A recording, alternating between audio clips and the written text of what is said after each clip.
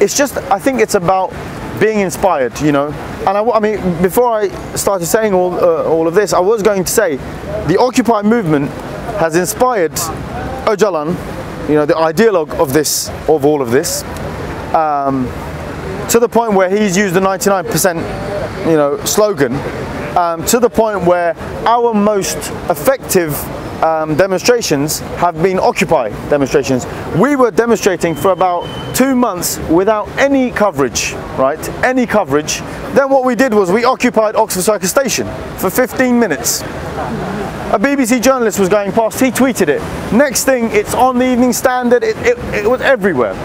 From that day onwards, these journalists were following us everywhere we went. They were literally going to come home with me, you know.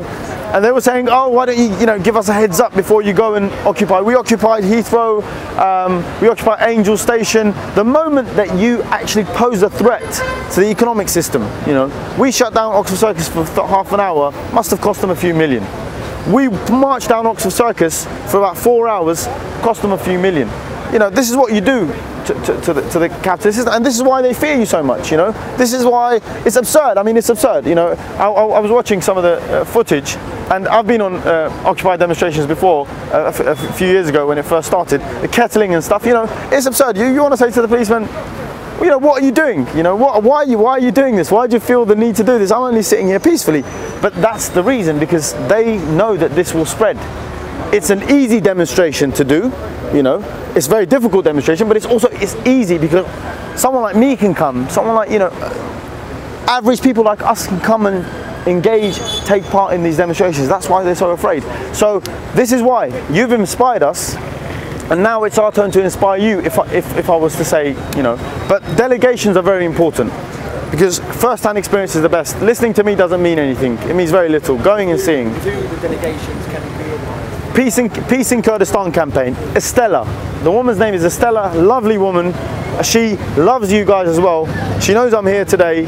She's an old school, you know, hardcore socialist, Austrian. So Estella from the Peace in Kurdistan campaign, you can find her email on the internet. There's a big rally on the 1st of November in Trafalgar Square at 2 p.m.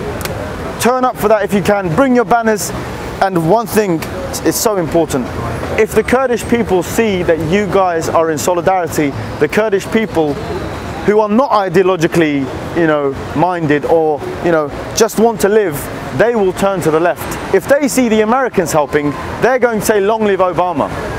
Yesterday, anti-fascists were at the Savoy Hotel protesting Turkish big business. They had a dinner there with British businessmen, Turkish businessmen. In fact, if you guys had known, it would have been a great demo to go to. Everyone was sharing on Facebook. Thousands of Kurds were saying, good on the anti-fascists, long live the anti-fascists. This is what creates unity, global unity. It's when people see that you're actually claiming their struggle, claiming their resistance. If they think Obama's laying claim to, obviously they're going to side with Obama. It doesn't matter what I say or what Öcalan says or what any Kurdish leader says. They're going to say, yeah, it was Obama who saved us. It wasn't the Arabs. It wasn't the the English anti-fascists or socialists or communists or Occupy demonstrators. They don't have guns. They don't have money. You know, but it's more than that. And this is what the Kurdish people have proven. You can protect your house or your village or town with basic guns against tanks, against mortar, against heavy artillery, if you have that unity, if you have the right ideological mindset. So the 1st of November, it's going to be a global rally, so they're going to be you don't have to come to the big one in Trafalgar Square. You can even organize one wherever you are. You can organize one in the town that you live in the street that you live in, or you can come to the big one. And the Kurdish Red Crescent, and also getting in contact with the Peace in Kurdistan campaign. So I would say organize a delegation. Go next month, go 2 months later. You know, we can find cheap tickets, we can find finance for it. We're sending like the European left to go there, I think this month.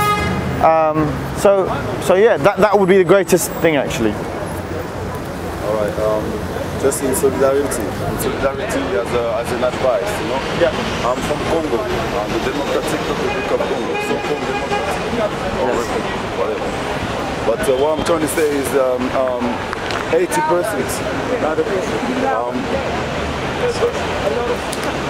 80% of the coltan is in Congo, and coltan is what actually they use, to make whatever we're using here, mobile phones, cameras and computers and all that. 80% of this material is in Congo. So basically the whole richest countries, they need it to keep power, to stay ahead in terms of science and technology, So it's not going to be today that they're going to leave my country, live alone, be independent and having the Democratic Republic of Congo. So it's not going to be today. It's not going to be in 5 years, 10 years. They will try to actually keep it for themselves forever. That's why that's their mindset, because they want to stay in power forever. So that's to say that the best defense is the attack. The best attack is defense. Now, violence or evil engenders evil. Violence engenders violence. This is like a short-term project, a short-term plan. Think of it, you got children, you got mothers, you got weak men, we got like just moral people, natural moral people who are connected with nature, with universe, who want to live in peace, never want to carry a gun, never want to be violent. You see, occupying. We've been occupying since last Friday till today. They tried everything.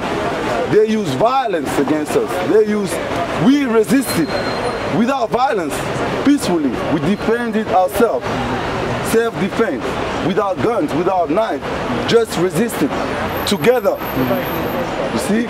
So, my advice to the Kurdish people, okay, the Rothschild family, the bankers, all the powers, that's exactly what they want you to do. Use violence, and they will actually finance you. They will finance the other side as well, so that the violence carries on. So the more violence, the more conflict. That's how they're laughing. That's how they make their money. You see?